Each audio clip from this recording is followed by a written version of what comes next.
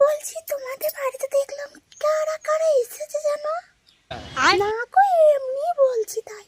আরে দেখলাম তাই বলছি, আমি জানলা থেকে দেখলাম তাই এই বাইরে এলাম। বলছি এত সেজেছিস, স্নান টান করা হয়ে গেছে? ও স্নান করিনি গো, না আমি তো এরকমই টিপটপ থাকি সবসময়, স্নান করা না করা বোঝাই যায় না আর কি। তো বলো না কে এসেছে তোমাদের বাড়িতে? হ্যাঁ, আমাদের বাড়িতে রান্না হয়ে গেল মন্টার মা। না না,